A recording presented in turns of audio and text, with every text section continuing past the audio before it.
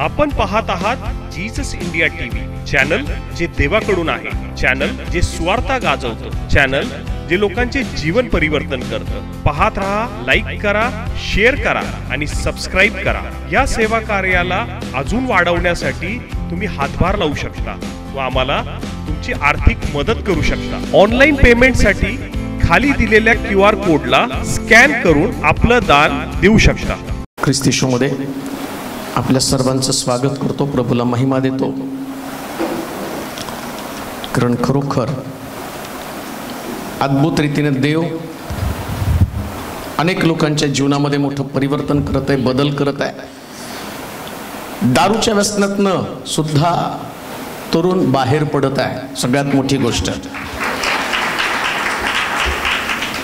अनेक दिवसापासून एक बहीण रडत होती की तिचा मुलगा व्यसनामध्ये नखशिखांत बुडलेला आहे, बाहेर पडायला पाहिजे, त्याचा नाश नाही व्हायला पाहिजे। परंतु जो अनेक वर्ष व्यसन करणारा मुलगा, ज्या दिवशी त्याच्यासाठी प्रार्थना केली, प्रभूनं 1 महिन्यामध्ये त्याला त्या व्यसनातनं बाहेर काढलं, त्याचं जीवन बदललं। मी काल बारामतीमध्ये होतो, बारामतीमध्ये एक बहीण माझ्याकडे आली आणि तिने सांगितलं, वचन ऐकते मी तुमचं, 10 वर्ष झाले माझ्या दोन्ही किडन्या फेल आहेत,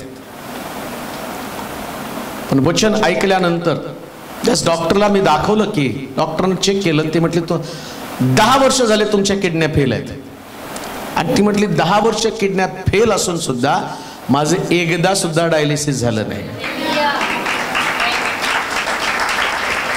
ती ज्यास बोलत होती तिचा विश्वास पाहून त्यातली फक्त जे वचन एखाद्या प्रोटीन प्रमाणे आमच्यामध्ये विश्वास निर्माण करण्याचं काम करत आहे। ध्यानात घ्या, मनुष्याला जिवंत ठेवणारं देवाचं वचन आहे। एका व्यक्तीला जगण्यासाठी जसं अन्न, वस्त्र, निवारा लागतो, तसं आत्मिक मनुष्य आणि विश्वास टिकवून ठेवायचा असेल तर देवाच्या वचनाची गरज आहे। आणि मी पाहत आहे की महाराष्ट्रात जिकडं जाईल तिकडं लोक देवाच्या वचनाचे भुकेले तहानेले झालेले आहेत। मला आनंद वाटला की पुष्कळ लोकांच्या जीवनामध्ये प्रभू काम करत आहे। कोणीतरी मला फोन केला होता, त्या बाईचं गळ्यातलं सोन्याचं कोणीतरी चोरलं आणि मग फार मोठ्या टेन्शन मध्ये ती आला। आता सोनं आधीच ऑलरेडी एवढं महाग आहे, आता नेल्यावर कोण आणून देणार आहे परत, नाही का? परंतु त्यांना असं वाटायला लागलं की प्रार्थना केल्यावर सगळं घडू शकतं। आता मलाही टेन्शन यायला लागलं। त्यांनी सांगितलं की पास्टर प्रार्थना करा, ज्यांनी नेलंय त्यांनी परत आणून द्यावं। आणि मग मी पण विश्वासानं प्रार्थना केली, देवा सोडव यांचे प्रश्न। ती सांगितली प्रार्थना केल्यावर 8 दिवसात ज्या दुसऱ्या सोसायटीतल्या बाईने माझं सोनं चोरून नेलं होतं आणि तिने मला आणून घरामध्ये वॉचमनकडे देऊन गेले। कसलं अद्भुत काम देव करत आहे। बुद्धीच्या पलीकडं, कल्पनेच्या पलीकडच्या गोष्टी देव या दिवसामध्ये करत आहे। मग लक्षात येत नाही शेवटचा काळ जवळ आला, तर तो पहिल्या मंडळीपेक्षा ही शेवटची मंडळी अधिक गौरवी मंडळी असेल आणि त्याची भाग आम्ही आहोत, त्याची भाग आम्ही आहोत। देव तुमच्या प्रार्थनेच्या द्वारे, तुमचा विश्वास, तुमचं स्ट्रगल, तुमचं समर्पण याच्याद्वारे जगाच्या कानाकोपऱ्यामध्ये काम करत आहे। नुसतं तुम्ही सोलापूर एवढं मर्यादित नाही राहिला, जगाच्या कानाकोपऱ्यामध्ये देवाचं वचन जात आहे। हजारो लोक देवाचं वचन ऐकत आहे। परंतु आज माझा विषय, माझे लोक उत्तम वरदानाने तृप्त होतील। शब्द काय ते नका वाचू, माझे लोक कोण? माझे लोक उत्तम वरदानानं, म्हणजे पहिले काय बनायला पाहिजे? वाचा इर्मायाचं पुस्तक 31वा अध्याय आणि त्याची 12 पासून 34 पर्यंतची वचनं। इर्मायाचं पुस्तक 31वा अध्याय 12 ते 14 पर्यंतची वचनं, 12 आणि 14। ते येऊन सियोनाच्या माथ्यावर आनंदाने गातील परमेश्वराची उपयुक्त वरदाने म्हणजे धान्य नवा द्राक्षरस ताजे तेल व गुरा मेंढरांचे वस्स याकडे लोटतील त्यांचा जीव भरपूर पाणी दिलेल्या बागेप्रमाणे होईल यापुढे ते म्लान होणार नाही त्या समयी कुमारी आनंदाने नृत्य करतील वृद्ध व तरुण एकत्र आनंद करतील मी त्यांचा शोक पालटून तेथे आनंद करीन मी त्यांचे सांत्वन करीन त्यांच्या दुःखानंतर त्यांनी आनंद करावा असे मी करीन आणि मी त्यांच्या याजकांचा जीव मिष्टान्नाने तृप्त करील माझे लोक माझ्या उत्तम वरदानांनी तृप्त होतील माझे लोक माझ्या बायबल सांगतं माझे लोक माझ्या उत्तम वरदानाने तृप्त होतील. आमेन. आज तुमच्यासाठी सगळ्यात आनंदाची बातमी आहे. असं वचन ज्याच्याद्वारे तुमच्या विचाराची आत्मिक पातळी उंच होणार आहे. हालेलुया. याच्या अगोदर जर तुम्ही सगळा इतिहास या इस्रायल लोकांचा पाहिला तर या इस्रायल लोकांमध्ये सगळ्या गोष्टीची कमतरता आहे. ना त्यांच्याकडे धान्य आहे, ना त्यांच्याकडे द्राक्षरस आहे, ना त्यांच्या तरुणांमध्ये आनंद आहे, ना त्यांच्या तरुणींमध्ये आनंद आहे. त्यांच्या घरामध्ये फुटी आहेत. वृद्ध लोकांचं जीवन जर पाहिलं तर त्यांच्याकडं आणि सगळ्या प्रकारचं कष्ट आहे. मग हे कष्ट, हा त्रास, ही वृद्धांमध्ये निराशा, त्यांच्यामध्ये डिप्रेशन, त्यांच्यामध्ये भविष्याची आशा नाही, व्यसनाधीन असणारे ते तरुण, ही अवस्था त्यांची का निर्माण झाली. आज जगामध्ये याच प्रकारची अवस्था आहे. परंतु याला कारणीभूत कोण आहे? अभिवचन तर देवदूत आहे, माझ्या लोकांना मी उत्तम वरदानाने तृप्त करील. आणि ती उत्तम वरदानांची भली मोठी लिस्ट त्यानं त्या ठिकाणात दिलेली आहे. आणि आम्हाला सगळ्याला त्याची गरज आहे. आमच्या लेकरांना गरज आहे, आमच्या वृद्धांना गरज आहे, पास्टरला गरज आहे, याजकाला गरज आहे, हर एक व्यक्तीला गरज आहे. परंतु आता परमेश्वर काय सांगत आहे, तुम्ही जोपर्यंत माझे लोक बनत नाही तोपर्यंत तुम्ही आशीर्वादित होऊ शकत नाही. तुम्हाला देवाचे लोक बनायला पाहिजे. देवाचे लोक बनायचं तर नेमकं केलं तरी काय काय अनुभवाच्या पुस्तकामध्ये आम्ही वाचलं नाही का, तो म्हटला तुम्ही माझ्या आज्ञा मोडल्या म्हणून हे सगळे शाप तुमच्यावरती आलेले आहेत. देवाचं वचन मोडणारे लोक, ज्यांना देवाच्या वचनाचं गांभीर्य नाही, सिरियसनेस नाही, ते देवाचं वचन ऐकून त्याला कॅज्युअली घेतात, गंभीरपणे त्याचा विचार करत नाही. त्याचं नाव देवानं त्याच्या लेकरांना दिलेलं आहे. जगाला त्यानं नाव दिलं नाही. आम्ही शुक्रवारी ऐकलं नाही का, मेजावरची भाकरी काढून कोणी कुत्र्याला घालत नाही, मुलांची भाकरी आहे. मग या लोकांना त्यानं आणि दुर्लक्ष केलं आणि देवानं त्याच्या लोकांना निवडलं आशीर्वादित होण्यासाठी. पण लोकांनी देवाकडनं फक्त आशीर्वादच घेतले. त्यांना फक्त आशीर्वाद पाहिजे, चांगला देव पाहिजे, त्याला दंड देणारा, त्रास देणारा देव नको आहे. त्यांना समस्येचं निराकरण पाहिजे, परंतु देवाकडे त्यांचं आणि परत फिरणं नाही. आणि त्याचा परिणाम काय, मला वाटतंय 11 वचनामध्ये वाचा बरं. 11 वचन यिर्मयाच्या पुस्तकामध्ये 12. कारण परमेश्वराने इस्रायलाचा उद्धार केला आहे व त्याच्याहून जो बलवान त्याच्या हातून मुक्त केले आहे. म्हणजे जो इस्रायल लोकांचा त्यानं उद्धार केला आणि त्याच्याहून जो बलवान आहे, इस्रायल लोकांपेक्षा बलवान आहे. आणि या बलवानाने त्यांना कैद केलेलं आहे. आमच्यावरती पण आमचा शत्रू, आम्ही देवाचे निवडलेले लोक, आम्ही खास त्याची प्रजा आहे. परंतु आता ज्या दिवशी आम्ही बंड करतो, ज्या दिवशी आम्ही देवाच्या इच्छेच्या विरोधामध्ये वागायला जातो ना, देव त्याचा हात आमच्यावरचा काढून टाकतो.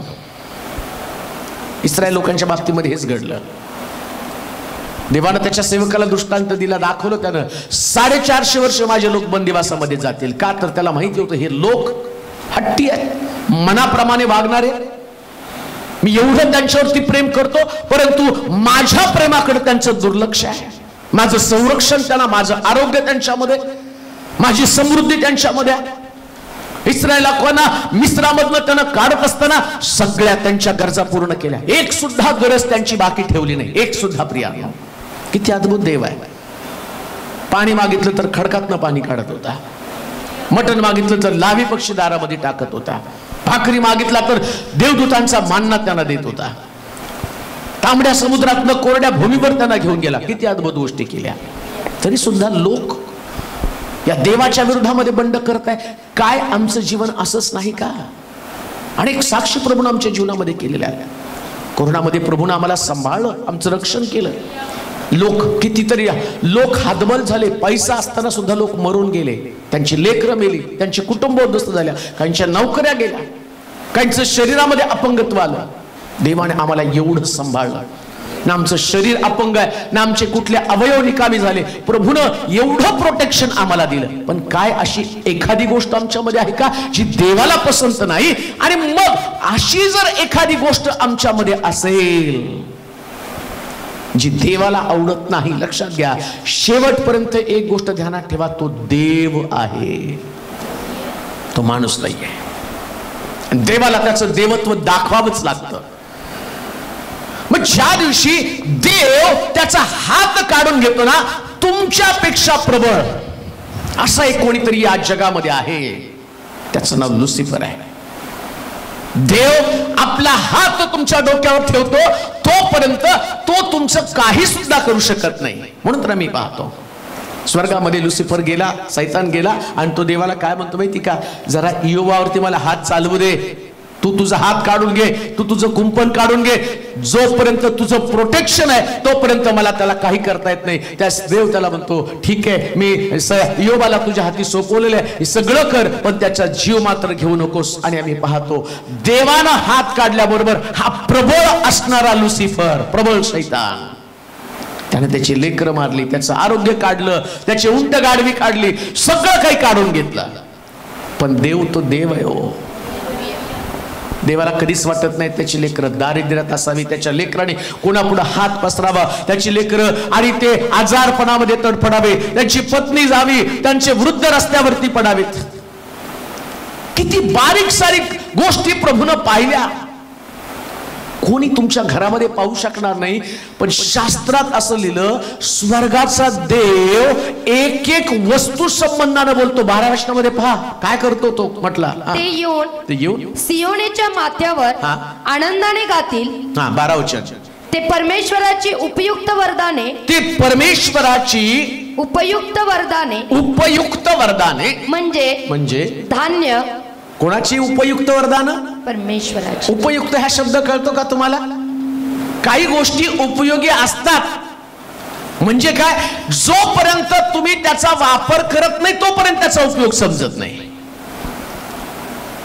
एखाद्या व्यक्तीला जखम झाली ना तर त्याच्यासमोर 2 पर्याय, डॉक्टरकडे जाणं आणि दुसरं पर्याय घरामधली हळद त्याला लावणं. मग तुमच्या घरात हळद आहे पण तुम्ही त्याचा उपयोग करत नाही. तसं देवानं तुमच्याकडं उपयुक्त वरदानं ठेवली, पण वापर कधी करणार ना?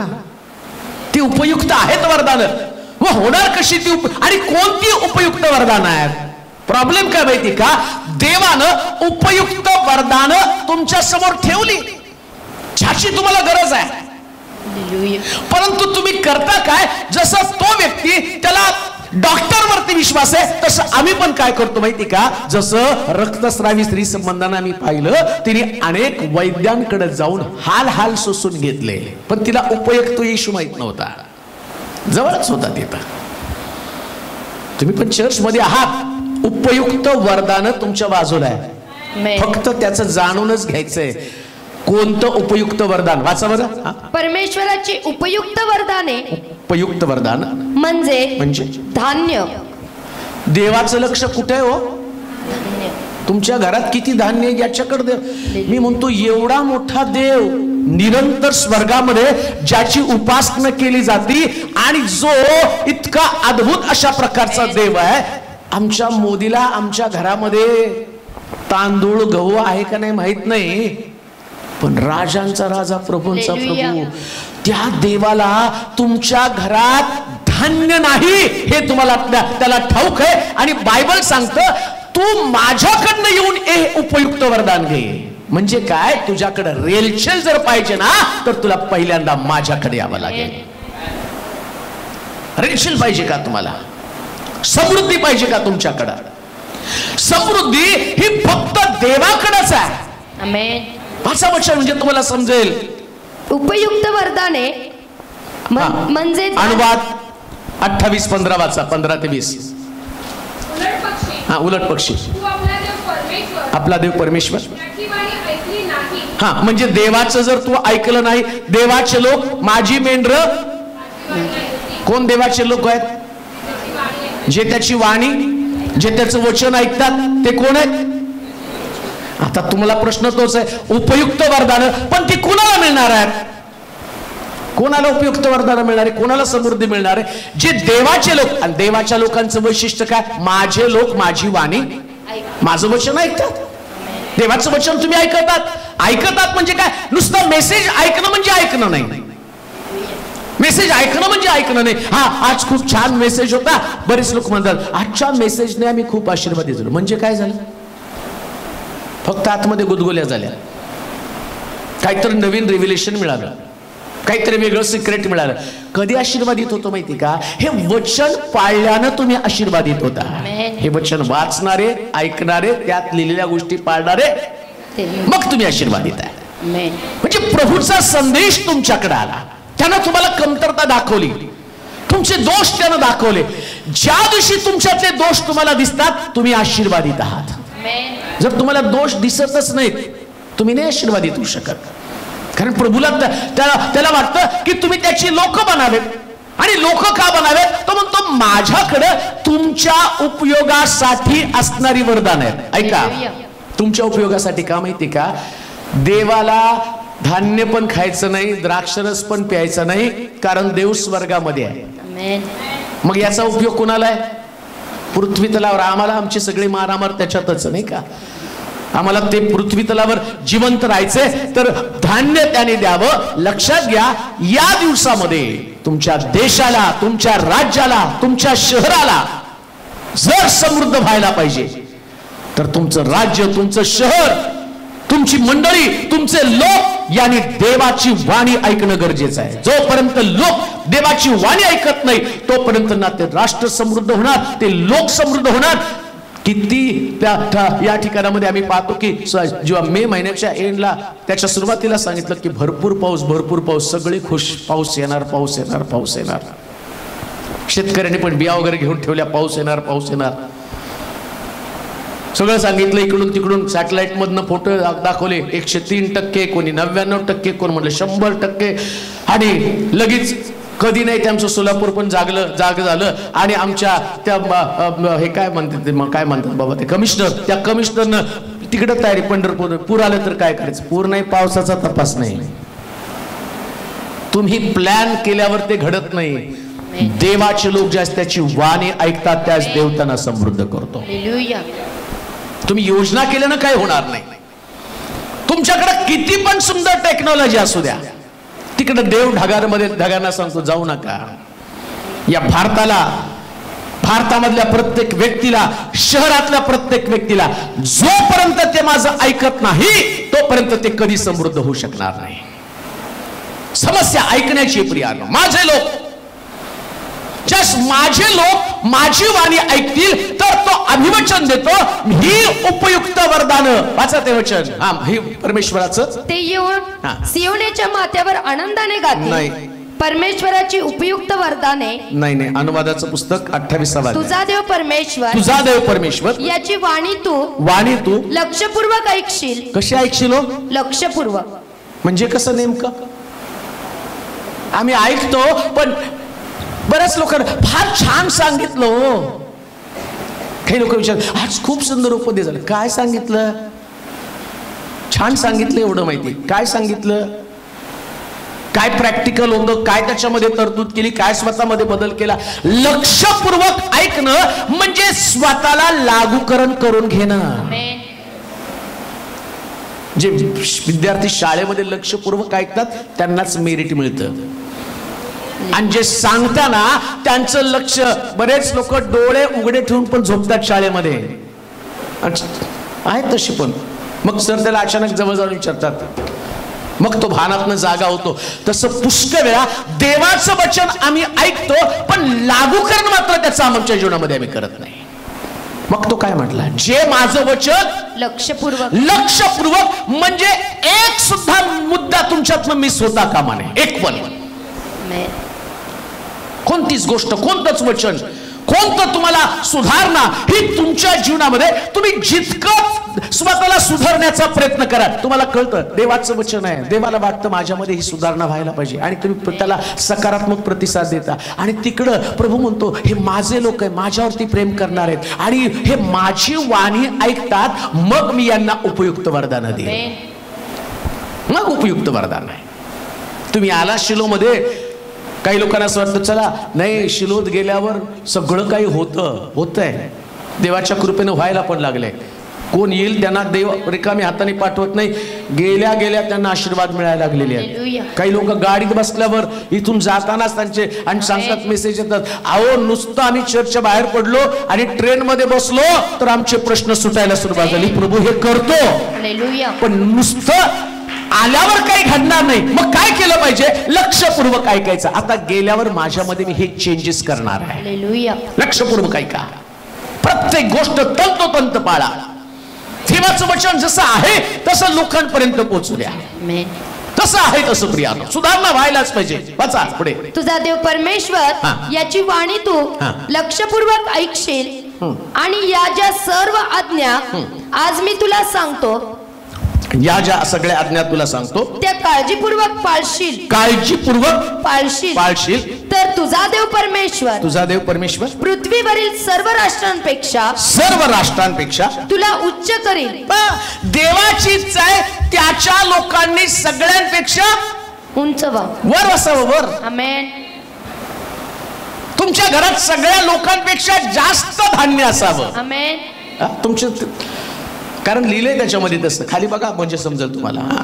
तू आपला देव परमेश्वर याची वाणी ऐकशील, तर हे सर्व आशीर्वाद तुझ्याकडे धावत येतील. काय नगरात तू आशीर्वादित होशील व शेतीवाडीत. कशात? शेतीवाडीत. आता अभिवचन काय देवाचं, काय वाचलं आम्ही? धान्य, नवा द्राक्ष, धान्य आणि नवा द्राक्ष. मग आता परमेश्वर काय म्हणतो, तुला धान्य तेव्हा मिळेल जेव्हा तू माझ्या आज्ञा काळजीपूर्वक पाळशील. कशापूर्वक? काळजीपूर्वक. काही लोक म्हणतात नाही आमच्या घरामध्ये पुरवठा नाही. पालक साहेब, पुरवठा यावा यासाठी प्रार्थना करा. देवाच्या आज्ञा पाळल्या का? काय देवाची आज्ञा? शब्दात पाळलास का? शब्दाविषयी गंभीर आहेस का? मन परिवर्तन केलंस का? 6 दिवस श्रम कर, 7वा दिवस तुझा परमेश्वर याच्या प्रित्यर्थ पवित्रपणे पा. तो शब्दात तू पाळलास का? मग कधीतरी मी आलो आणि प्रभूजवळ प्रार्थना केली, मला बरकत दे, माझ्या घरामध्ये धान्य पाठव, समृद्धी कर, आणि माझी लेकरं उपाशी राहू दे नको. अरे या सगळ्या गोष्टीची उपयुक्तता, ते सगळा स्टोर माझ्याकडे आहे, पण समस्या तुझ्याकडे आहे. तू देवाच्या वचनाकडे दुर्लक्ष करत आहे ना.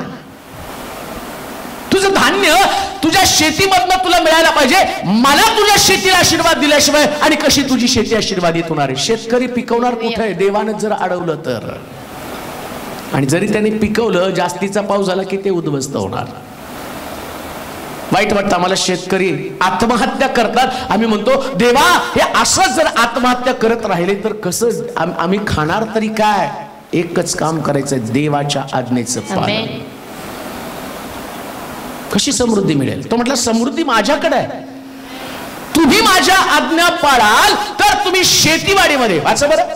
नगरात तू आशीर्वादित होशील व शेतीवाडीत तू आशीर्वादित होशील. अजून तुझ्या पोटचे फळ, तुझ्या पोटचं फळ, तुझ्या भूमीचा उपज, तुझ्या भूमीचा उपज, आणि तुझी खिल्लारे. देवानं बैल, जनावर सगळ्यांसाठी देवाकडे आशीर्वाद आहेत. आमेन. आता कन्फ्युजन दूर. तुम्हाला कोणी म्हटलं मांजरीसाठी करा, म्हशीसाठी करा, गायीसाठी करा प्रार्थना.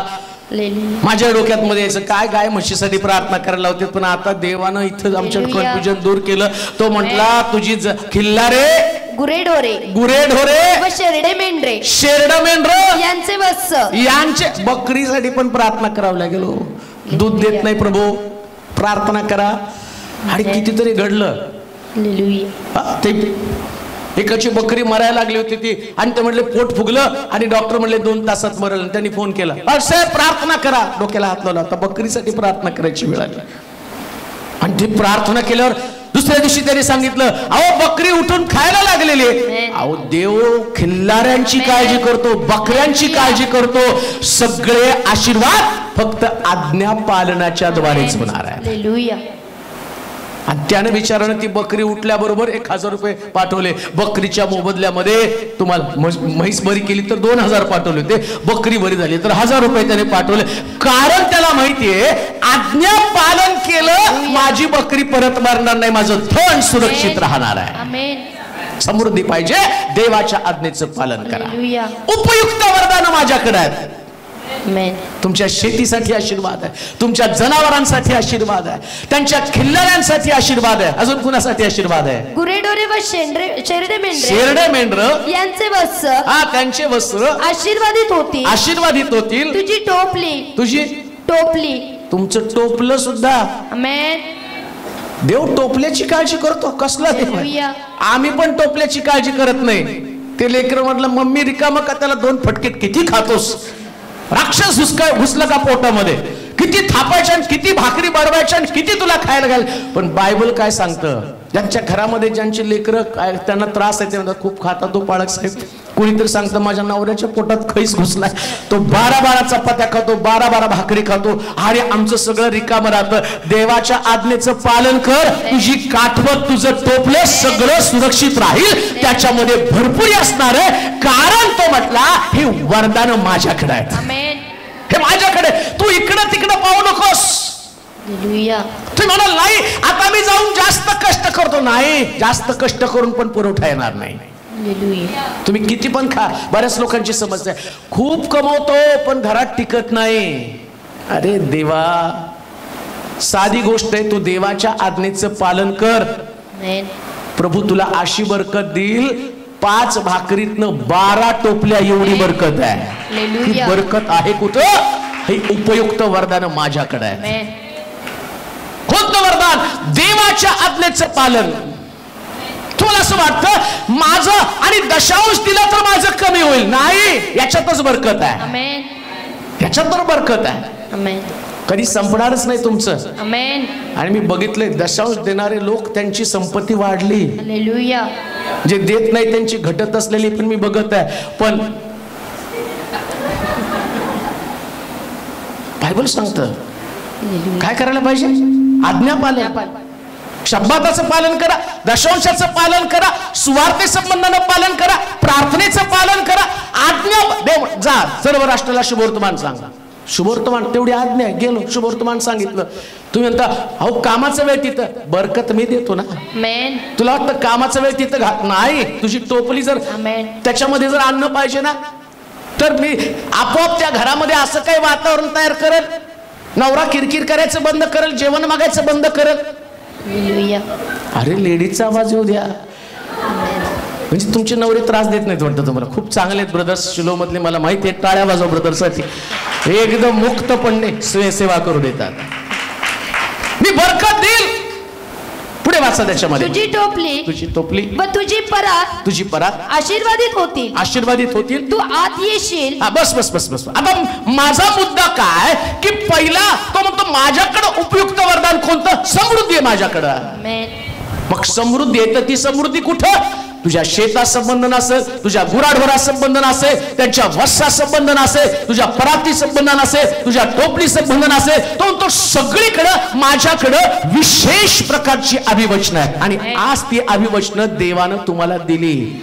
मंडळीचा पाळक या नात्याने मी तुम्हाला सांगतो, ना तुमची टोपली रिकामी राहणार आहे, ना तुमची परात रिकामी राहणार आहे, ना तुमचे गुरढोर आणि कोणत्याच गोष्टी यांच्यामध्ये शाप राहणार नाही, जर तुम्ही देवाच्या आज्ञेचं पालन करत करतात तर बायबल सांगतं माझ्याकडे उपयुक्त वरदान आहे माझ्या लोकांसाठी. तुम्ही त्याचे लोक आहात ना, मग टेन्शन घ्यायचं नाही. हालेलुया. भविष्याची चिंता बिलकुल करायची नाही. देव सगळं काही तुम्हाला भारीतलं भारी देणार आहे. तो म्हटलं माझे लोक वरच्या स्तरावर असावं. कुठं असावं? हालेलुया. हा, वरच्या स्तरावर. आंबेमोर खा तुम्ही, बासमती खा, हालेलुया. रेशनिंगचं खाऊ नका. आमच्यासाठी नाही रेशनिंगचं. हालेलुया. हा, ज्यांना देवाची ओळख नाही लय पण उदामादा करू नका बरं का, नाहीतर आता गेल्यावर घालताल गोंधळ घरामध्ये. बासमतीच द्या. सांगण्याचं तात्पर्य देवानं तुम्हाला उपयुक्त वरदानं दिलेली आहे त्याच्या लोकांना. दुसरे राजे 7 अध्याय 1 आणि 2 वचन वाचा. पहा, देवानं अभिवचन समृद्धीचं तुम्हाला दिलेलं आहे. दुसरे राजे 7 अध्याय.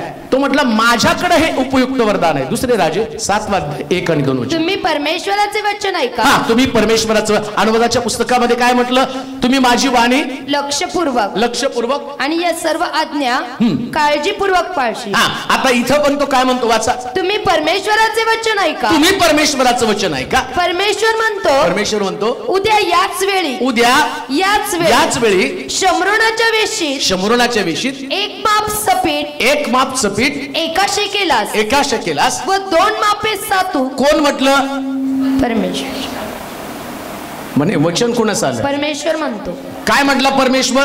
उद्या याच वेळी शमरोनाच्या वेशीत एक माप सपीठ एका शेकेलास व 2 मापे सातू एका शेकेलास मिळेल. तेव्हा ज्या सरदाराच्या हातावर राजा टेकत होता त्याने देवाच्या माणसास म्हटलं पहा, परमेश्वरानं आकाश कपाटे उघडली तरी असा प्रकार होईल का? म्हणजे एवढी स्वस्ताई, एवढं रेलचेल मिळेल का? तो म्हणतो ही रेलचेल माझ्या लोकांना आहे. कोण माझे लोक आहे? माझ्या वचनावर विश्वास ठेवतात. मी शब्द बोलला, मी माझा निरोप पाठवला. आज ज्या लोकांनी प्रभूचा निरोप स्वीकारला त्यांच्या घरामध्ये बरकत असणार आहे. ज्यांना असं वाटतं कसं काय होईल, मला पगारच एवढा आहे आणि मग आम्हाला एवढंच डोक्यावरती कर्ज आहे, तुमच्यासाठी हा आशीर्वाद नाही. जर तुम्ही देवाची वाणी ऐकत आहात, जर परमेश्वरापासून आलेला संदेश स्वीकारत आहात, मला तुम्हाला सांगू द्या, परमेश्वराचं उपयुक्त वरदान हे तुमच्यासाठी असणार आहे. तुमच्या कुटुंबासाठी, तुमच्या लेकरासाठी, तुमच्या शेतीबाडीसाठी आणि तुमच्या परिवारासाठी असणार आहे. शास्त्र सांगतं, तो मनुष्य म्हणतो देवानं आकाश कपाट उघडली तरी असं होणार नाही. ऐका, स्टेटमेंट महत्वाचं आहे. देवाच्या सामर्थ्याला कोणीही चॅलेंज करू शकणार नाही. कोणीच नाही. पुन्हा मी तुम्हाला सांगतो, विधवेच्या घरातली एक भाकर शेवटची, ती म्हणते मी खाणार आणि मुलगा खाणार आणि मरणार. मग एलिया गेल्यावर त्याच भाकरीला एलियाने आशीर्वाद दिला आणि 3.5 वर्ष तिला भाकर आणि तिला तेल मिळालं. तिचा मुलगा जिवंत राहिला. कारण देवाकडे उपयुक्त आशीर्वाद आहेत, तुमच्याकडे नाही. तुमचं जे आहे ते संपणार आहे. म्हणून म्हटलं तुमचा पुरवठा मर्यादित आहे, नो प्रॉब्लेम. तुमची पगार मर्यादित आहे, काळजी करू नका. पण देवाच्या हातामध्ये तुम्हाला आशीर्वाद द्यायचं ठरवलं ना. आणि बघा, तुम्ही तुटपुंजा पगारामध्ये तुम्ही चांगलं खाता आणि आपल्या मंडळीत तर एवढे चोचले आहेत, एवढे त्यांच्या जीवात चटोर आहेत ना. जरा जरी बिर्याणीची चव बदलली, आमकची चव बदलली की ते म्हणतात आज बरोबर नव्हतं. का? कारण देवानं तुम्हाला आशीर्वादित केलेलं आहे. बेस्ट मधलं बेस्ट प्रभू तुम्हाला देत आहे. ते तुमच्यामुळे नाही, तुम्ही देवाची लेकरं आहात म्हणून प्रभूनं तुम्हाला दिलं. मला सांगण्याचा उद्देश काय, हे तुम्ही नाही, तुमच्या देवानं तुम्हाला दिलेलं आहे. तर म्हटलं मी उद्या हे असं करणार आहे.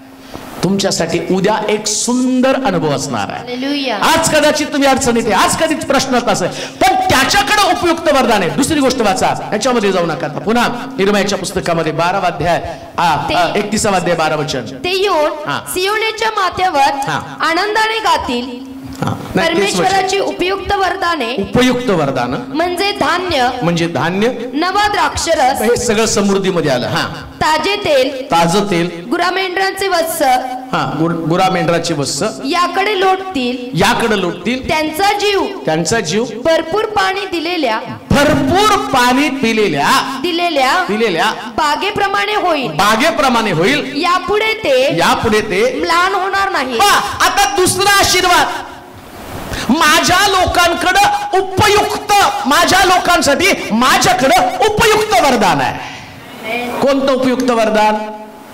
तो म्हणतो आता मी त्यांचा जीव, सगळ्यात मेन जीव आहे बर का. डायलॉग असतो जीवाचा. जीव झुरडीला लागला, जीव तडफडायला लागला, माझा जीव कासावीस झाला, माझा जीव खूप दुःखी कष्टी झाला. ही जीवाची सगळी घालमेल थांबवण्यासाठी तो म्हणतो हे का तुझ्याकडे घडतं माहिती का? कारण तुझ्याकडे उपयुक्त वरदान नाही, तू माझं लेकरू नाही. आणि जी देवाची लेकरं आहेत ना त्यांच्यासाठी तो म्हणतो मी तुझ्या जीवाला फ्रेश करून टाकेल. कसं फ्रेश? बागेला भरपूर पाणी दिलेल्या बागेला जर भरपूर पाणी दिले तर कसली हिरवी दिसते. देव तुम्हाला एव्हरग्रीन बनवणार. आमेन. तुम्हाला बघितल्यावर कळणार पण नाही तुम्ही किती इच्छा आहात. Hallelujah hallelujah hallelujah. आणि काही ना बघितल्यावर म्हणतात अहो तरुणपणी याला म्हाताऱ्यासारखं त्याच्या कळा दिसायला लागल्या. आणि काही लोक एवढे असतात अहो यांचं एज बघून वाटत नाही एवढे. अरे माझ्याकडे ते सगळं आहे ना, मी ठरवतो ना. याच्या चेहऱ्यावर मी सुरकुत्या पडू देणार नाही, त्याच्या कपड्यावर ते आठ्या येऊ देणार नाही, आणि त्याला कधी आणि कुठल्या प्रकारचा त्रास त्याच्याकडे जाऊ देणार नाही. त्याचा जीव जो आहे तो झुरडीला लागणार नाही, तर त्याचा जीव हर्षित आनंदित करेल. कसं आनंदित करेल? कारण तरी काय, कशा पद्धतीने तुमचा जीव फ्रेश राहणार आहे, कुठलं पाणी त्याला पाजणार आहे. ज्या दिवशी झाडांना पाणी नसतं ना झाडं सुकली जातात. आता पाऊस आल्यावर जरा चक्कर मारा की निसर्गाची भ्रमंती करा आणि मग तुम्हाला कळेल. इतकी सुंदर फुलं उन्हाळ्यात कोण जात नाही, गेलं तरी हिल स्टेशनला जातात का? इथं काय बघायचं, सगळे दगड दोंडे नाही का. आता पाऊस पडल्याबरोबर सगळीकडे किती हिरवळ हिरवळ, इतकं प्रसन्न वाटतं त्याच्याकडे पाहताना. उगाच जाऊन सेल्फी काढत बसायचं नाही का. म्हणजे इतकं सुंदर देव तुम्हाला बनवेल, इतकं भारी तुम्हाला बनवेल. कसं बनवणार आहे? मला वाटतंय तुम्हाला माहिती आहे. स्तोत्र वाचा 23 त्याचं 3रं वचन. वाचा तरी पण माहिती पाठ आहे पण वाचायला पाहिजे ना. तो माझा जीव ताजा तवणा करीतो, तो आपल्या नावासाठी मला नीती मार्गाने चालवतो. कोण तुमचा जीव ताजा तवणा करतो? परमेश्वर. म्हणजे फ्रेश करण्याचं काम, तुमच्या जीवाला ताजं करण्याचं काम कोण करतं? कोण करतं? ते चहाची जाहिरात येते उगीच, ताजगी का नवा एहसास, आसाम चाय पिओ, ये चाय पिओ, त्याच्यानं शुगर वाढती. ताजगी का येत नाही, आहे ते चेहऱ्यावरचं सगळं निघून जातं. पण देवाचं वचन मात्र तुम्हाला फ्रेश करतं. सगळ्या चिंता निघून जातात. हालेलुया. कोणीतरी मला परवा मेसेज केला आणि त्यांनी सांगितलं सारं कुटुंब एकत्र बसून विचार करतो तो आत्महत्या करावी, एवढे प्रश्न डोक्यासमोर होते. देवाचे आभार मानतो की परमेश्वरानं ते वचन युट्यूबच्या माध्यमातून आमच्याकडे पाठवलं आणि आमच्या जीवनामध्ये एक नवीन आशा पल्लवित झाली. का? देवाचं वचन ताजं करण्याचं काम करतं. कधी म्लान राहणार नाही, तुमच्या चेहऱ्यावरती कधी निस्तेजपणा येणार नाही. तुमच्या प्रत्येक प्रश्नाचं उत्तर परमेश्वराकडे आहे. म्हणून आम्ही पाहतो तो म्हटला मी तुझा जीव ताजा तावणा करेल. ऐका बरं का, उपयुक्त वरदान कसं आहे. ज्या दिवशी तुम्हाला समजेल तुम्ही देवाला सोडणारच नाही, त्याच्या भोवतीच घुटमळायला लागाल. काय होतं माहिती का, आमचा जीव फ्रेश बनण्यासाठी काही लोक म्हणतात चला टेन्शन आलंय एक पिक्चर जाऊन बघून येऊ. पिक्चर बघून बघून तुमचे तोंड पण त्यांच्यासारखे झाले, त्या टीव्ही सारखे फुगलेले उगच. त्याने फ्रेश नाही म्हणत बरं का तुम्ही. काही लोक नाही फार टेन्शन आलं चला 2-4 सिगरेट उडवू. कॅन्सर. फार टेन्शन आलं आता जरा मनाला विरंगुळा, मग काय केलं पाहिजे? जाऊन मित्रांमध्ये गप्पा मारू, मग चर्चा करून येऊ. तरी पण तुमचं काही घडणार नाही. एक वचन वाचू मग तुम्हाला समजेल. परमेश्वराच्या वचनामध्ये मला वाटतं शमूएलाच्या पुस्तकामध्ये हन्ना परमेश्वराच्या मंदिरामध्ये जाऊन त्या ठिकाणात रडली आणि मला वाटतं त्याचं 2 शमूएल पहिले शमूएल आणि त्याचा दुसरा अध्याय. हन्नाहीने प्रार्थना केली ती परमेश्वराच्या ठाई माझे हृदय उल्हासत आहे. नाही ती जाऊन रडली. स्टार्ट बघा तिचं, परमेश्वराच्या मंदिरात जाऊन. तिचं मन व्यथित झाल्यामुळं ती परमेश्वराची करुणा भाकून डळाडळा रडली. आता तिच्या चेहऱ्यावरचं सगळं तेज निघून गेलं. ती रडत आहे. कशासाठी रडत आहे? कारण ती वांज आहे. वाचा. ती म्हणाली हे सेनाधीश परमेश्वरा तू आपल्या या दासीच्या दुःखाकडे खरोखर अवलोकन करशील. माझी आठवण करशील. आपल्या दासीला विसरणार नाही. आपल्या दासीला पुत्र संतान देशील तर तो आयुष्यभर परमेश्वराचा परमेश्वर. तिच्या चेहऱ्यावरती सगळं तेज निघून गेलं. का तर ती माणूस आहे. तिची सवत तिला हिनवत आहे. नवरा तिच्यासाठी तिच्या चेहऱ्यावरती तेज येण्यासाठी त्यानं सुद्धा प्रयत्न केले. तो पनिन्नीला जे देत होता हन्नेला दुप्पट देतो. पण ती म्हटली यानं माझ्या चेहऱ्यावरती तेज येणार नाही, माझा जीव ताजा तवाना होणार नाही. मग परमेश्वराच्या मंदिरात गेली आणि परमेश्वरानं तिला शमूएल दिला. तिचा चेहरा ताजा झाला. तुमचा चेहरा ताजा कसा करावा, तुमच्या चेहऱ्यावरती आनंद कसा आणावा हे फक्त प्रभूला माहिती आहे. म्हणून टेन्शन घेऊ नका बरं का. फक्त देवाकडे जायचं आणि मागत बसायचं. देवासमोर रडायचं. जाताना हसत घरी जायचं. असं समजायचं की हन्नेकडे शमूएल होता, एक दिवशी माझ्याकडे पण माझा आशीर्वाद असणार आहे. कोणत्या गोष्टीसाठी मागत आहात? तो न उपयुक्त वरदान माझ्याकडे आहे. काय मागत आहे तुम्ही? कोणती गोष्ट तुम्हाला पाहिजे? फक्त माझी वाणी ऐका ना, काही करू नका. देवाचं वचन ऐकत राहा, त्याच्याविषयी चर्चा करत राहा, त्याचं वर्णन करत राहा. लुसीपर्यंत तुम्हाला सांगेल तुमच्याकडे हे नाही, तुमच्याकडे ते नाही, तुमचं जीवन. आणि अशा पद्धतीनं सगळं उणेपणे. त्याला एक सांगायचं, हन्नेकडे लेकरू नव्हतं, पण हन्नेकडे शमूएल होता.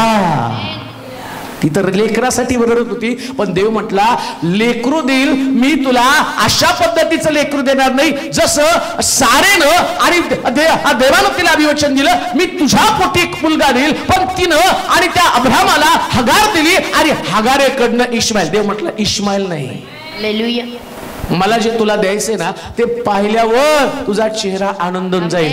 आता ज्या वेळेस ही हन्ना जी आहे ना शमूएलला देवाच्या मंदिरात पाहत होती आणि शमूएल याजक बनला, त्या दिवशी तिचा चेहरा काय फ्रेश असेल, तिचं काय ताठ मानेने ती जगत असेल.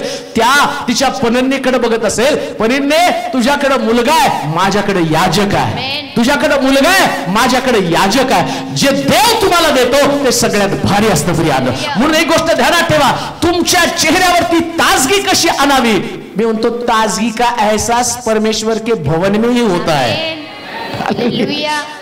इथं आल्यावरच ताजगीचा एहसास होतो. तुम्ही जाताना लोक म्हणतात इथं आल्यावर इतर दुःखी कष्टी होते, पहिले आल्यावर कसे एकदम साधे सुधे होते, आता बॅग फोर्स सेंट मारलेला, फटक्या छापल्या होत्या, आता ते स्टाईलबाज बूट घालून आले. ताजगी का एहसास यहाँ पर ही है. याच ठिकाणामध्ये परमेश्वर तुमच्या प्रश्नाचं उत्तर देतो. का? कारण देवाला माहितीये तुम्ही कसं हसायचं.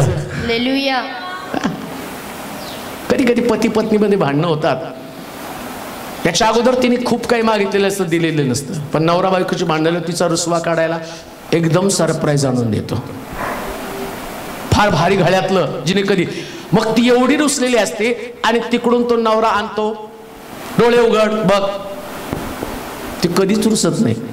का तर त्याला माहितीये माझ्या बायकोला कसं मला प्रसन्न करावं, खुश ठेवावं, तिच्या चेहऱ्यावरचं दुःख निघून तिचा चेहरा कसा आनंदित करावं हे नवऱ्याला माहितीये. आमचा वर प्रभू येशू ख्रिस्त आहे.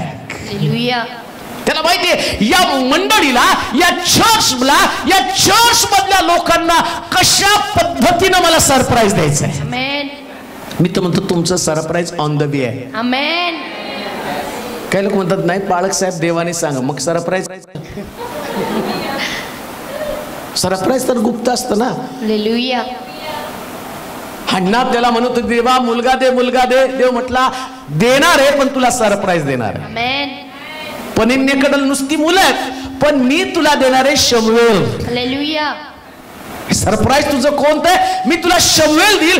या पनिन्नेच्या मुलाचा इतिहास नसणार आहे, पण तुझ्या मुलाचा इतिहास असणार आहे. हालेलुया. आणि तो इतिहास जेव्हा जेव्हा हन्ना येईल त्याच्यावरती सुंदर प्रवचन असेल. जेव्हा जेव्हा संदेश होईल त्याच्यामध्ये शमूएल असणार आहे. देवाचे प्रिय लोक, तो म्हटला माझ्याकडे उपयुक्त वरदान आहे. आणि त्याच्याकडचं उपयुक्त वरदान कोणतं? ज्याच्यानं तुमचा चेहरा दुःखी झाला, टेन्शन घेऊ नका, आनंदित व्हा. तो याजक तिला काय म्हणतो माहिती का? एली याजक म्हणतो, आता तू सुखाने घरी जा, वसंत रूपी पुनरूपी येईल, तुझ्याकडे तुझं लेकरू असेल. देवानं तुला अभिवचन दिलेलं आहे. हालेलुया. प्रत्येक प्रश्नाचं उत्तर तुमच्याकडे आहे का नाही पूजा? रडत आली होती चर्च मध्ये एकदा. किती वर्ष पती पत्नी मधले संबंध चांगले होते, पण तिला तिथे जाता येत नव्हतं. किती वर्ष? 2 वर्ष. 2 वर्ष. पण आली ना देवाच्या घरामध्ये, आणि सारखं तिचं ते मेसेज असायचं, पास्टर काहीतरी करा, प्रार्थना करा, परत मला तिथे घेऊन जावं. तू येताना रडत आली, पण आता जाताना हसत जाणार आहे का? कारण इथं तुझ्या प्रश्नाचं उत्तर आहे. हीच ती जागा आहे. हीच ती जागा आहे. या जागेमध्ये तुमच्या चेहऱ्यावरती आनंद येण्यासाठी काय करायचंय देवाला माहिती आहे. काय तुम्हाला गरज आहे? कशाने तुम्ही हर्षित होणार आहे? जो हन्ना आणि पनिन्ना आणि तिचा नवरा जो आहे, आणि तो नवरा काय करत होता? तिला दुप्पट देत होता. ती म्हणली हे नाही, याच्यानं नाही मी आनंदी होणार आहे. मग काय मला कशाने मी हसणार आहे? मला ज्या दिवशी लेकरू दिसेल. आणि देवानं तिला इतकं भारी लेकरू दिलं. एक मोठा याजक, पहिला याजक, इतिहास घडवला त्या याजकानं. इतिहास घडवला त्या याजकानं, ज्याच्या नावानं 2 पुस्तकं पवित्र शास्त्रात, पहिले शमूएल, दुसरे शमूएल. काय अद्भुत आहे. म्हणजे जेव्हा जेव्हा बायबल वाचायचं तर यांना ओलांडून जातात येत नाही. कसलं भारी दिलं यांना. पण बाकीच्या लोकांना पण लेकरं झाली ना, पण कुणाच्या नावाने पुस्तकं नाही लिहिली.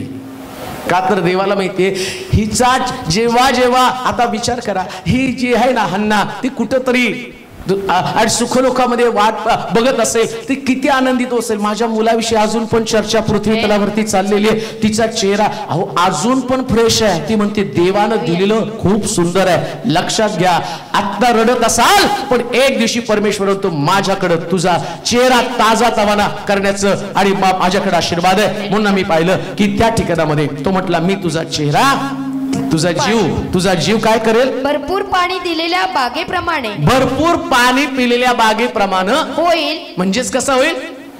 टवटवीत. म्हणजे सगळेजण फक्त तुलाच बघतील. हालेलुया.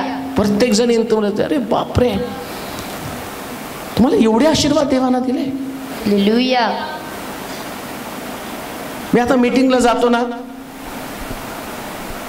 इतकं कस तरी वाटतंय. सगळे येतात सेल्फी. अरे म्हटलं कधी सेलिब्रिटी झालो. रात्री मला यायला जवळजवळ 12:30-1 वाजला. मीटिंग संपल्यावर त्याच्यानंतर जे प्रकार तिथं, काढा सेल्फी, म्हटलं आता स्माइल देऊन कुठं त्याला लकवा मारतो का काय, यांच्याबरोबर स्माइल फोटो काढत बसायचं. कारण देव काम करतोच नाही. सगळ्यांचं लक्ष तुमच्याकडे लागलं जातं. तुमच्याकडेच लागणार लक्ष. आमेन. का? कारण तो आशीर्वाद प्रभूने तुम्हाला दिलेला आहे. माझ्या लोकांना, कुणाला? माझ्या लोकांना. सगळ्यांचं आकर्षण तुम्ही असणार आहे. आमेन. सगळ्यांचं आकर्षण. इतके आशीर्वाद तुमच्याकडे ना, लोक तुम्हाला पाहूनच म्हणतील, अरे व्हावं तर यांच्यासारखं व्हावं. ही व्यक्ती ह्याला देवाने जो आशीर्वाद दिला तो माझ्याकडे असला पाहिजे. सगळे तुमच्या चेहऱ्याकडे पाहतात, सगळे तुमचं ऐकत आहे, सगळे तुम्हाला पाहत आहेत. ही देवाकडची देणगी हो. आमेन. तुम्ही खूप सुंदर दिसता किंवा तुमचं काय स्टाईल खूप चांगली आहे. नाही, कोणीतरी परवा माझ्याकडे आलं, ते म्हटलं एक फोटो काढू द्या ना. म्हटलं का हो? हो तुम्ही आमचे स्टाईल आयकॉन पण आहे. म्हटलं तर हे अजून कुठलं नवीन आले? पण त्यांना वाटतं मी स्टाईल पण करतो. नाही, ही स्टाईल बिल काय नाही, हे प्रभूनं दिलेलं विशेष प्रकारचं देणगी आहे. हा आशीर्वाद त्यांच्याकडनं आलेला आहे. आज कुठं तुम्ही? शास्त्र सांगतं माझ्याकडं आणि उपयुक्त वरदान आहे, जे तुम्हाला आवश्यक आहे. तुम्हाला जे वाटतं ते सगळं माझ्याकडेच आहे. इकडं तिकडं फेमस व्हायला जाऊ नका, भलतंच उलट पालट होऊन जाईल नाही का. आज बघतो ना आमच्या मंत्रिमंडळाची काय अवस्था झाली. फेमस व्हायला गेले सगळे लाथाडायला इकडून तिकडे एकमेकाला. फेमस व्हायचंय किंवा तुम्हाला लोकांसमोर तुम्हाला जाताना परमेश्वर म्हणतो ही उपयुक्तता फक्त माझ्याकडे आहे, दुसरं तुम्हाला कोणी देऊ शकणार नाही. पुढे वाचा तिसरी गोष्ट. त्यांचा जीव भरपूर पाणी दिलेल्या बागेप्रमाणे होईल. यापुढे ते म्लान होणार नाहीत. आता 13 वचन. त्या समयी कुमारी आनंदाने नृत्य करतील. वृद्ध व तरुण एकत्र आनंद करतील. आता तिसरी गोष्ट आपण वाचूया. उपयुक्त वरदान कोणती? तो म्हटला तरुणी काय करतील?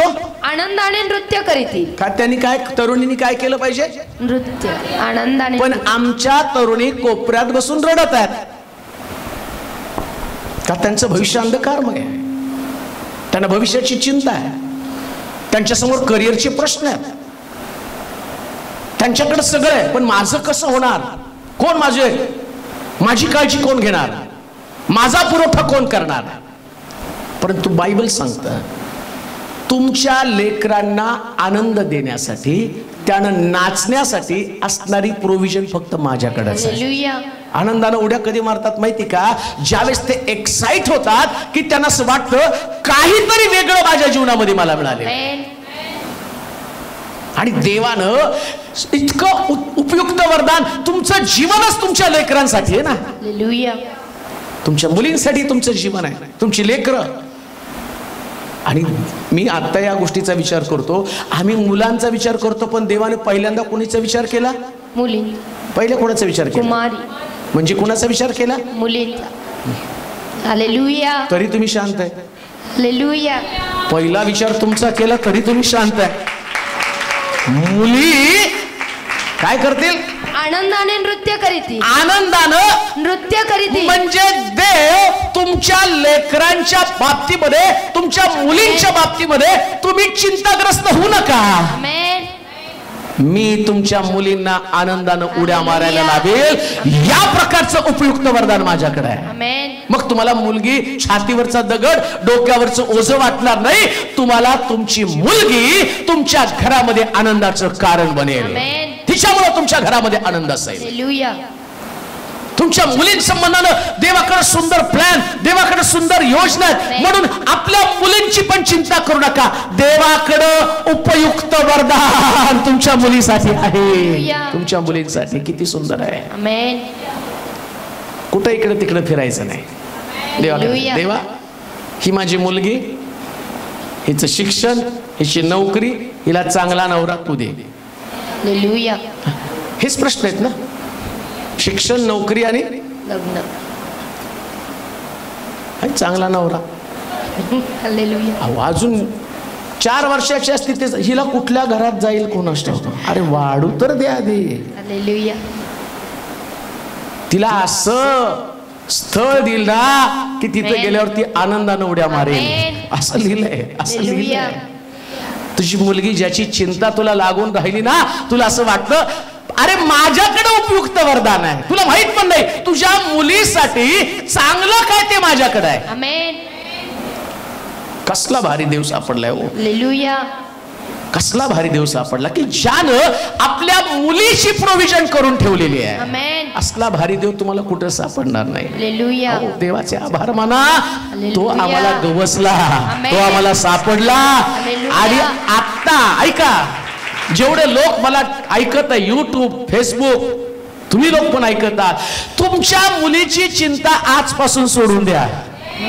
सोडून द्या तुमच्या मुलीची चिंता. हालेलुया.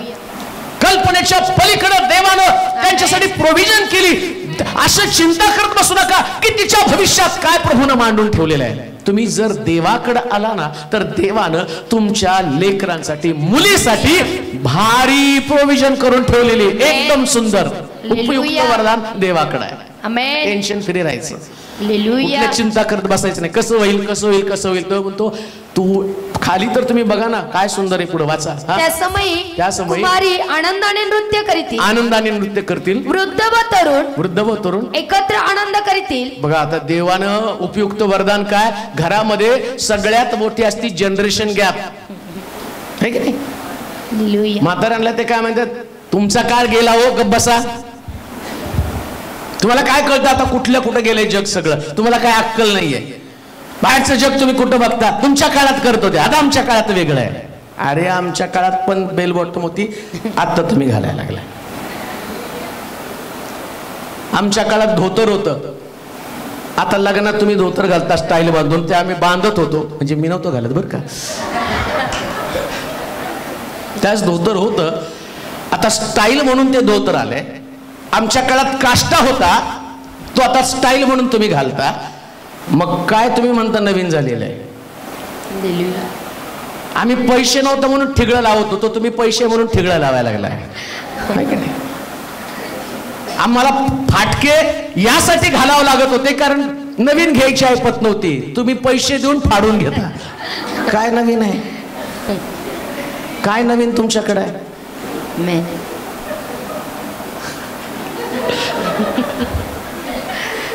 Generation gap. हालेलुया. पण आता प्रभू काय सांगत आहे, वृद्ध व तरुण एकत्र आनंद करतील. दोघांचे विचार मी इतकं सुंदर करून टाकील की ते दोघं एकमेकाला दुर्लक्षित करणारे नव्हे, तर कुटुंबामध्ये इतकं भारी वातावरण तयार करेल की तरुण लेकरं वृद्धांवरती प्रेम करतील आणि वृद्ध पण त्यांना समजावून घेतील. हे उपयुक्त वरदान प्रभूकडे आहे. काय भारी आहे देव आमचा.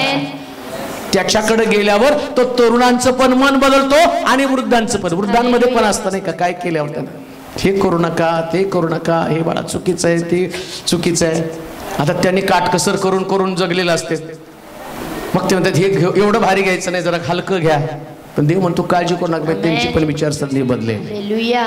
आपण सांगितलं त्याच्यामध्ये लेकरांना काय आवश्यक आहे. म्हणजे जी जनरेशन गॅप आहे, म्हणजे मतभेद आहेत ना, या मतभेदामधला मध्यगा जिथं हे दोघं एकत्र बसून आनंद करू शकेल.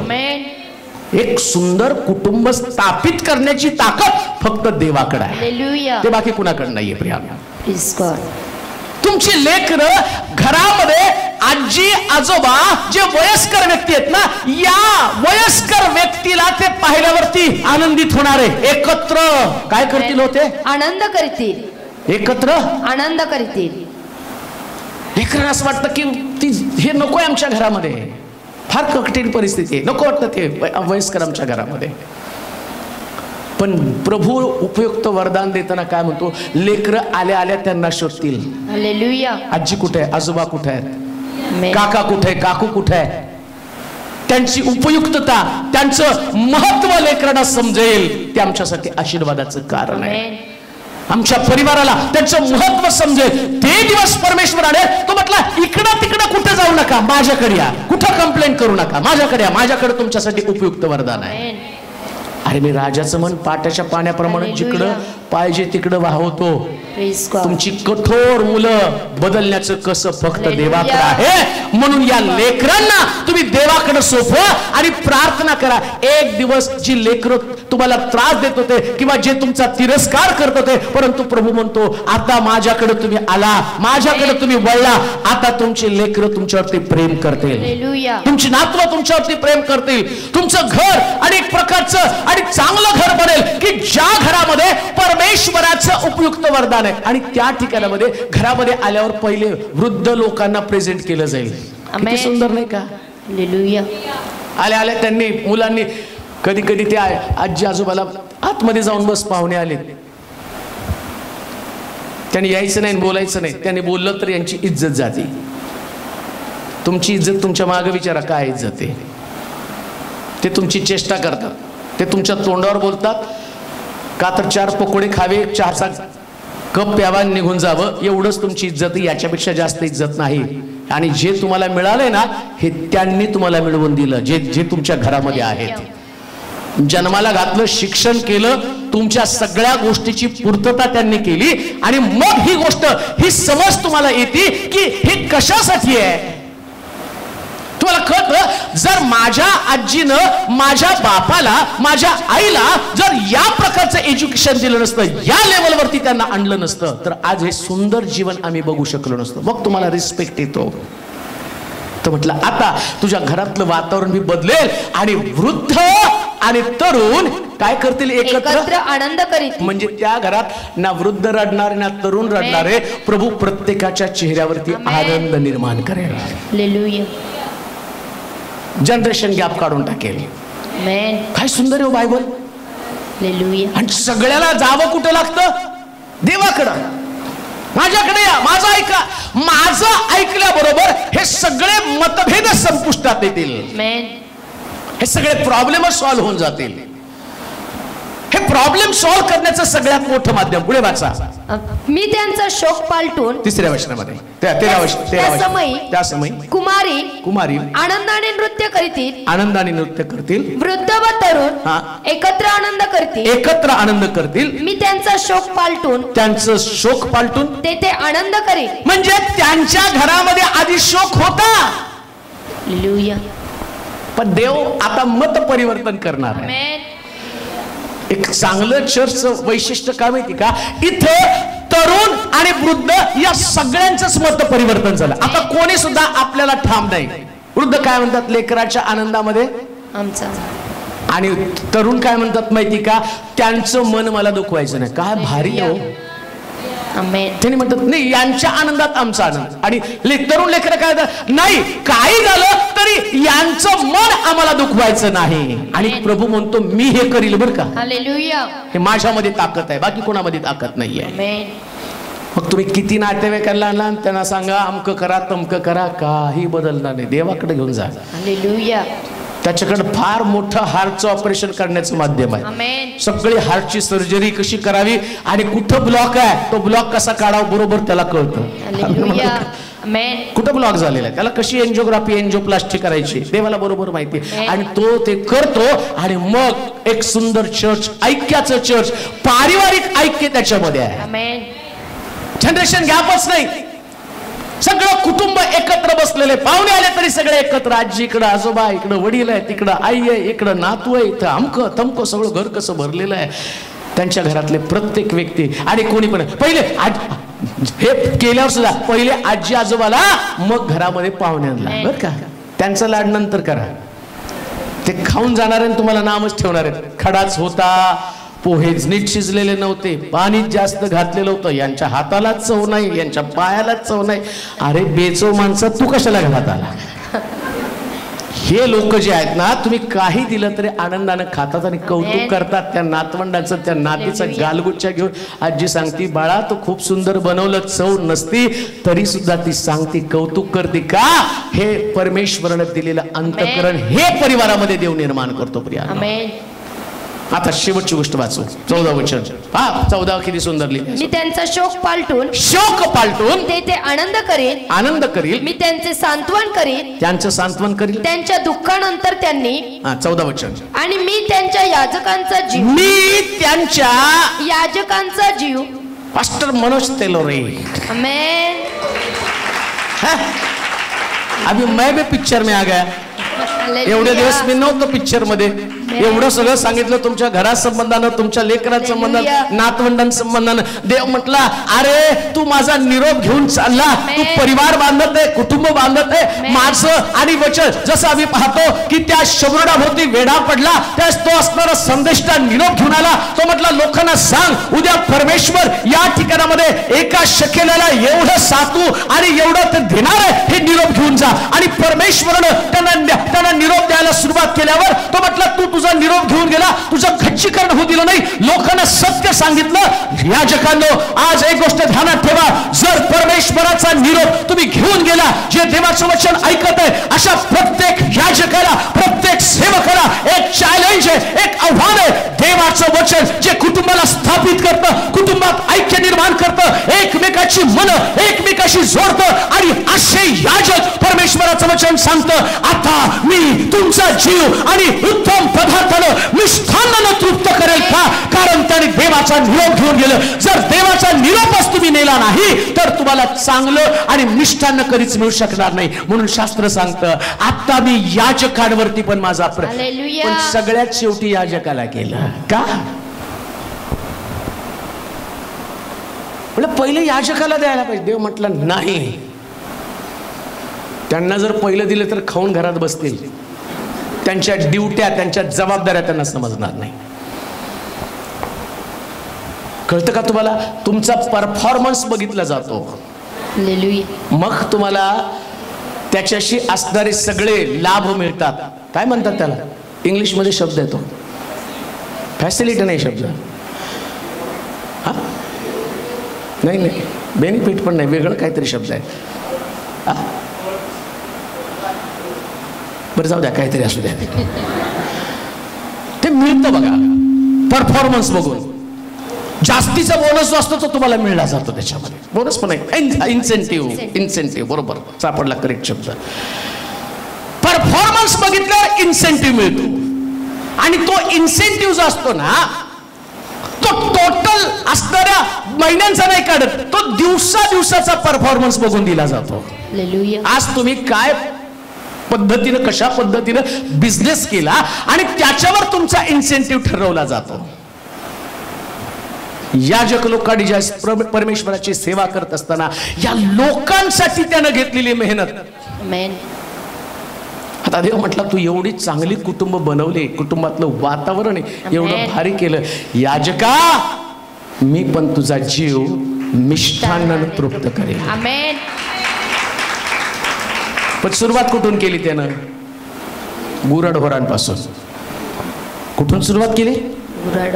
म्हणजे याजकाला गुराढोरांसाठी प्रार्थना करून शेवटी कुठे यायचं?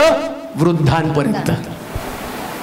आणि ज्यावेळेस परमेश्वर या सगळ्या घडामोडी, सगळ्या घटना बघतो, याजक लोक जे ऐकत आहेत, मला माहिती आहे की फार पाळक लोक देवाचं वचन ऐकत आहेत, ते मला सांगतात, पण आम्ही ते वचन घेतलं.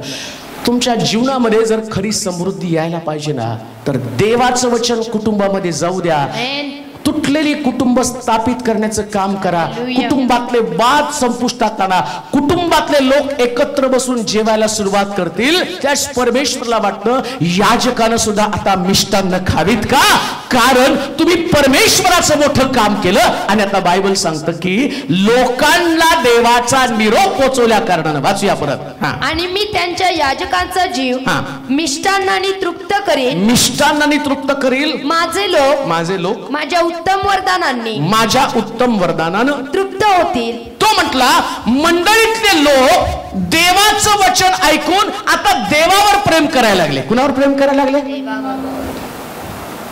लोकांनी देवाचं वचन ऐकून कोणावर प्रेम केलं पाहिजे? देवा. मग याजकाला आशीर्वाद मिळतात बरं का.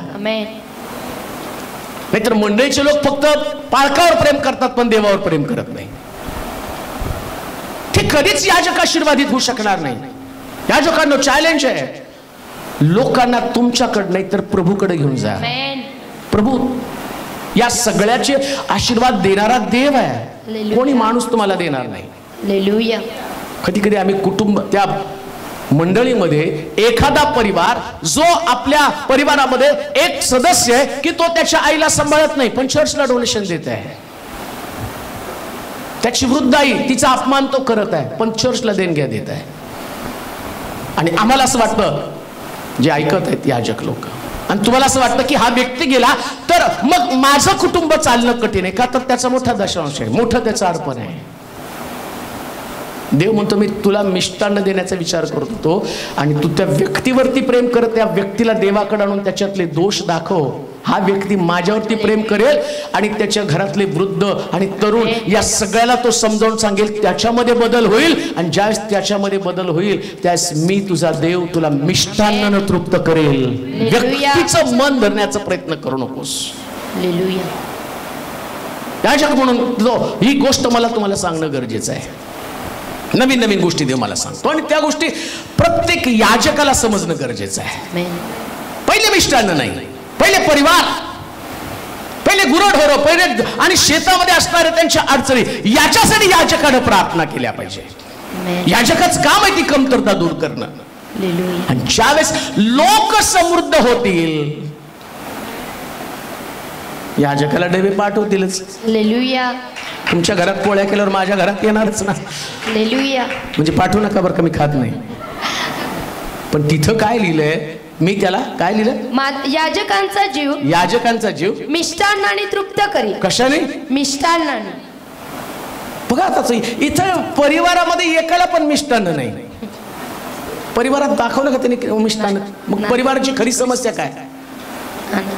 ही समस्या परिवाराची खरी समस्या काय? त्यांची जनावरं दूध देत नाही, त्यांची जनावरं आजारी आहेत आणि त्यांची वत्स पण आजारी आहेत, त्यांच्याकडे जनरेशन पुढे वाढत नाही, वत्स मध्येच मरतात. हे सगळं त्यानं पाहिलं. ही कमतरता, शेतीमध्ये उत्पन्न येत नाही, परत रिकामी, काटवत रिकामी. पण याजक मेहनत घेत आहे, प्रार्थना करत आहे, यांची काटवत भर, यांचं परात भरून टाक प्रभू, यांच्या आणि शेताबाडीमध्ये यांच्या जनावराला आशीर्वादित कर. आणि इकडं देव यांना समृद्ध समृद्ध करायला लागला.